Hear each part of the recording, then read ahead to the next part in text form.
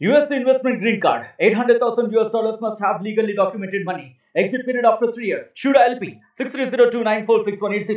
ఈరోజు ఈ చెక్కుల పంపిణీ కార్యక్రమం మనకు ఎలక్షన్ కోడ్ దగ్గర 2.5 మాసాలు ఉండే ఈ 2.5 నెలల్లో ఏ పని చేయలేకపోయినాం.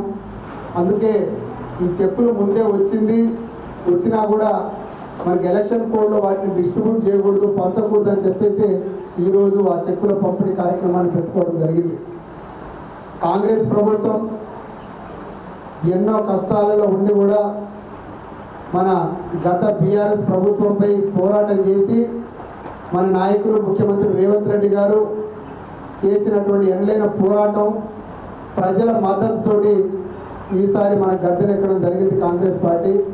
కాంగ్రెస్ ప్రభుత్వం ఇచ్చిన హామీలన్నీ నెరవేరుస్తుంది. అదేవిధంగా ముఖ్యంగా నేను గమనించేది ఏంటంటే ఇక్కడ ఉన్నటువంటి ప్రధాన సమస్య రెవెన్యూ సమస్య. తాతల నాటి భూములు మనం చేసుకున్న భూములు పట్టాలు వేరే వాళ్ళ పేరు మీద ఉంది. దానికి ప్రత్యక్ష ఉదాహరణ నేనే. నాకున్నటువంటి 5 ఎకరాల భూమి నేను ఈరోజు వరకు పట్టా చేసుకోలేకపోయినా. ఇలాంటి సమస్యలు అనేక మంది రైతులు అనుభవిస్తూ ఉన్నారు. కాబట్టి మొన్న మన రెవెన్యూ మంత్రి వర్యులు పొంగులేటి శ్రీనివాసరెడ్డి గారు ఎలక్షన్ కోడ్ ముగియంగానే అధికారులను పిలిచి ధరణి పోర్టల్ కమిటీ ఏదైతే వేసిందో వాళ్ళను 10 రోజుల్లోపు గైడ్లైన్స్ ఇచ్చేసి మార్పులు చేర్పులు చేసుకుంటూ రైతులకు ఎటువంటి ఇబ్బంది కలగకుండా ఎవరైతే కాస్తులు ఉన్నారో వారి భూములకు వారికి ఇవ్వాలి అని చెప్పేసి వారు చెప్పడం నిజంగా కూడా చాలా ఆనందకరమైన విషయం. అదేవిధంగా ఇందిరమ్మ కమిటీలు వేసి ఇందిరమ్మ ఇల్లు కూడా నిజమైన పేదవాడు ఎవరైతే ఉన్నారో ప్రతి ఊర్లలో ఇందిరమ్మ కమిటీలు వేసుకుంటూ వాళ్ళ సూచనల ప్రకారం పేదవాడు ఎవరైతే ఉన్నారో పూలు గుడిసి ఉన్నవాడు పెంకుటిల్లు ఇంతకుముందు ఇందిరమ్మ ఇల్లు వచ్చి కూలిపోయిన ఇల్లులు ఏవైతే ఉన్నాయో వాళ్ళందరికీ ఇందిరమ్మ ఇల్లులు 5 లక్షల రూపాయలతో ఇస్తామని చెప్పేసి మేము మేనిఫెస్టో చెప్పడం జరిగింది. అదేవిధంగా ఆ మేనిఫెస్టోలో భాగంగా ఇప్పుడు త్వరితగతిలోనే ఇందిరమ్మ ఇల్లులు కూడా ఇస్తాం.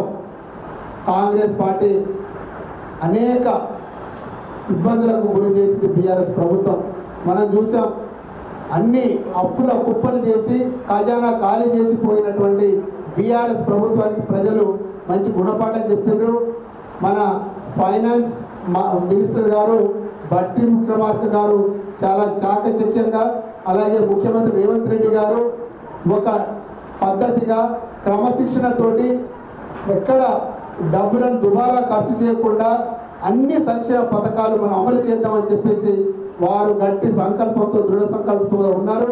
కాబట్టి ఇప్పుడున్నటువంటి కార్యకర్తలు అందరూ అధైర్యపడకండి. అన్ని సంక్షేమ పథకాలు ప్రతి ఒక్కరికి అందుతాయి. నిజమైన లబ్ధిదారుడికి ఈ సంక్షేమ పథకాలు అందుతాయి. అంటే 10 లక్షల రూపాయల కళ్యాణ లక్ష్మి ఇక్కడ మీకు ఇవ్వడం జరుగుతూ ఉంది. కాబట్టి కళ్యాణ లక్ష్మి ఎవరైతే లబ్ధిదారులు ఉన్నారో మన ఎంఆర్ఓ గారు లిస్టు చదువుతారు. దాని ప్రకారంగా మీరు వచ్చి ఈ సంక్షేమ పథకం ఏదైతే ఉందో కళ్యాణ లక్ష్మి మీకు మీ చక్కగా నిజమైన నిరుపేదకు అందుతాయని చెప్పేసి చెప్తూ మరిన్ని వీడియోస్ కోసం ఛానల్ ని సబ్స్క్రైబ్ చేయండి. లేటెస్ట్ అప్డేట్స్ కోసం వాట్సాప్ ఛానల్ ని ఫాలో చేయండి. అండ్ లింక్ డిస్క్రిప్షన్ లో ఉంది.